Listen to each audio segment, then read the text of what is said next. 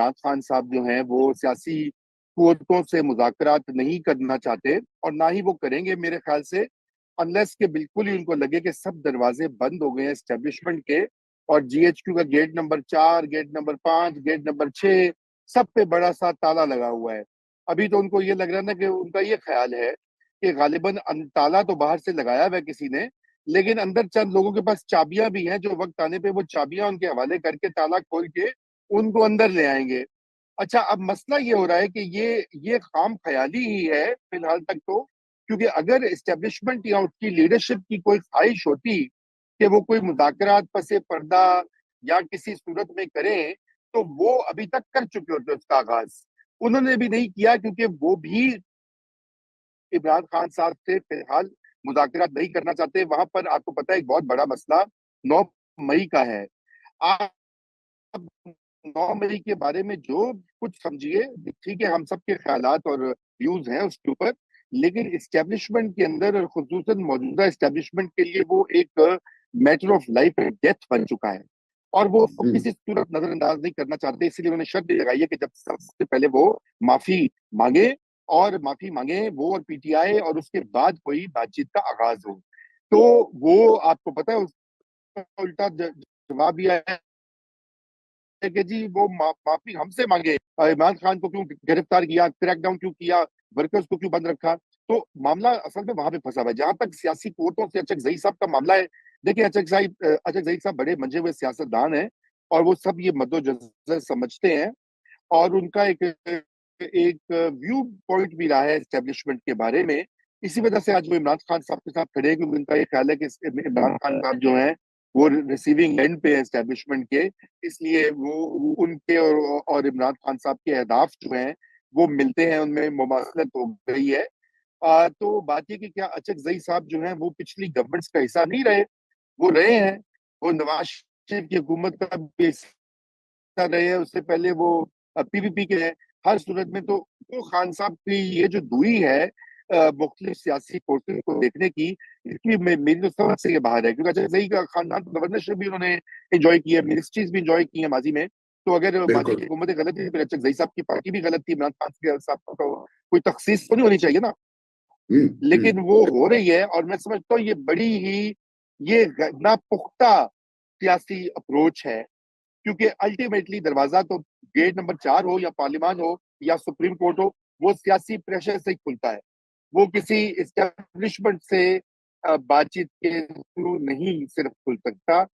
और मैं समझता हूँ कि लेटर उनको ये ख्याल आ जाएगा, और शायद पार्टी के अंदर भी उनकी कुछ बहुत सारी आवाजें हैं जो कहती हैं कि आप बात करें सियासी कुव्वतों से। तो देखिए, हम तो ये चाहते हैं कि सियासी प्रोसेस आगे बढ़े, जमहूरियत और पार्लियामान स्ट्रांग हो, सियासी पार्टियां मिलकर लाएअमल बनाएं, ना ना सिर्फ ये कि वो फटा करके रियासत के एक इंस्टीट्यूशन के साथ जो है वो वहीं पे सारा मुल्क की सियासत उसी के गिर्द घूमे। जी खालिद रजा साहब। भाई, रजा भाई, एक और कुछ इंकशाफात हुए हैं। मरियम भट्टू, इमरान खान की सिस्टर इन लॉ यानी बुशरा बीबी की बहन, उन्हें ट्वीट किया और उन्होंने तो बॉम्ब ही फोड़ दिया ना। उन्होंने कहा कि जनाब अली, ये आसिफ जरदारी और मलिक रियाज साहब की मुलाकात हुई है दुबई में, और उसके बाद जो बहरिया टाउन के ऑफिस में जो रेड हुआ, ये सारा प्लान था।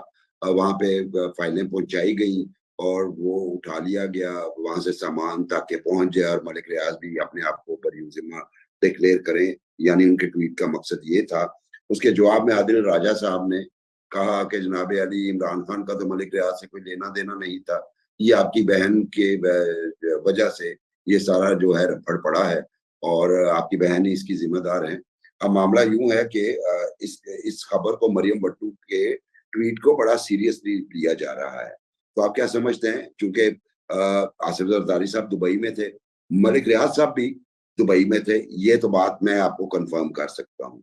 उनकी मुलाकात अब डायरेक्ट हुई है या इनडायरेक्ट हुई है, एक और हमारे वफाकी वजीर के तवसत से हुई है, क्योंकि ये भी सुनने में आ रहा है मेरी इत्तलात के मुताबिक। तो मुलाकात का अभी स्टैब्लिश होना बाकी है। आपके पास इस हवाले से कोई खबर, या आप अगर ये बात ठीक है तो इसका इम्पैक्ट क्या देख रहे हैं? जी रजा भाई, मेरी आवाज आप तक आई? मेरा सवाल पहुंचे आप तक? बुखारी साहब, खबर तो मेरे पास कोई नहीं है। मैं पिछले 2-3 दिन से जी, मुझे आपकी आवाज आ रही है? अगर आप सुन पा रहे हैं मुझे? जी मैं सुन पा रहा हूँ, जी बोलिए। मेरी जी, बुखारी साहब देखिए, बात ये है कि मेरे पास कोई खबर नहीं। मैं पिछले 2-3 दिन से मुस्तकिल सफर में हूँ। लेकिन ये कि मैं आपको ये बात ज़रूर कह सकता हूँ कि असल जो एक ही सबसे सीरियस केस है इमरान खान साहब के और उनकी अहलिया के खिलाफ, और वो अल कादिर ट्रस्ट का केस है, जिसमें कि ज़ाहिर बात है मलिक रियाज साहब जो हैं वो एक कलीदी किरदार हैं उस पूरे केस में। अगर आप वो देखें, वो 190 मिलियन पाउंड का आना पाकिस्तान में, इनकी डील होना, अल कादिर ट्रस्ट की ज़मीन देना, और इसके अलावा आपको पता है एक ऑडियो लीक भी आई थी, 5 कैरेट हीरे की, 3 कैरेट मुकाबला 5 कैरेट हीरे की अंगूठी के ऊपर गुफ्तगू की जिक्र हुआ। गालिबन फरा की इमरान खान साहब की जो अहलिया, उनका भी जिक्र हुआ। तो वो एक सीरियस मामला है, वहां पे फंसते हैं खान साहब।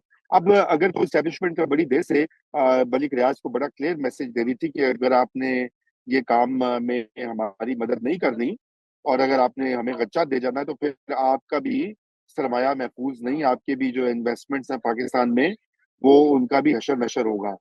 तो अब लगता है कि वो बातचीत काफी आगे बढ़ी है, और ये ट्वीट भी उन्होंने बगैर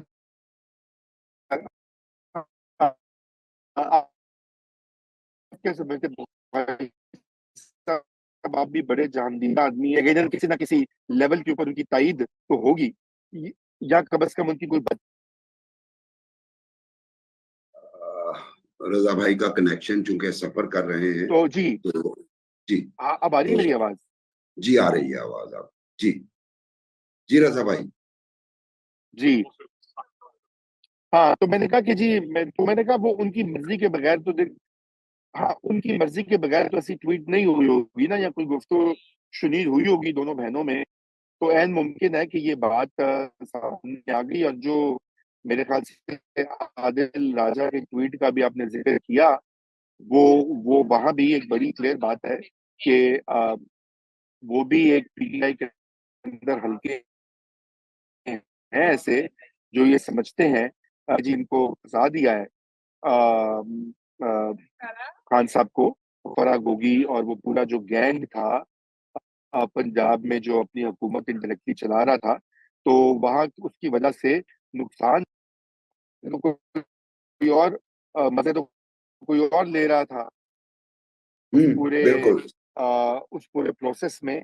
लेकिन फंस बेचारे खान साहब रहे हैं। ये देखिए ना, खान साहब के जो खास खास लोग हैं, वो तो यही कहते हैं ना कि या रसूल खान साहब तो बेकसूर हैं, असल मसला तो फराग होगी या दीगर लोग या और चोरों का मसला है, खान साहब तो बेचारे मजलूम है। तो अब ये देखिए किस हद तक ये बात दुरुस्त है या नहीं है, ये तो अब वक्त ही बताएगा बुखारी साहब। लेकिन ये बात जरूर है कि मलिक रियाज को अल्टीमेटली वो बिजनेसमैन है, अल्टीमेटली उन्हें अपने सरमाया का तहफ़्फ़ुज़ करना है, और उनको बिल्कुल कोई ना कुछ देना पड़ेगा इस्टेब्लिशमेंट को अपनी बचाव के लिए, और ये इतना बिल्कुल आसान बिल्कुल। काम नहीं होगा।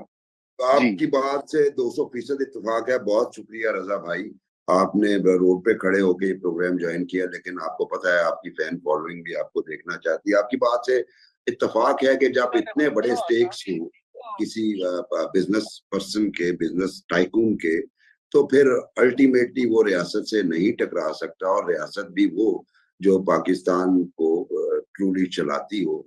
तो मुझे भी यही लगता है कि ये ट्वीट ऐसे नहीं हुए, आदिल राजा ऐसे ही जवाब नहीं दे रहे, या मरियम भट्टू ने, क्योंकि मरियम भट्टू के बारे में भी अर्ज कर दूं नाजरीन के वो भी मुल्क से बाहर हैं, आदिल राजा भी मुल्क से बाहर हैं, और जो करीबी और कलीदी किरदार था फराह गोगी का, वो भी मुल्क से बाहर हैं।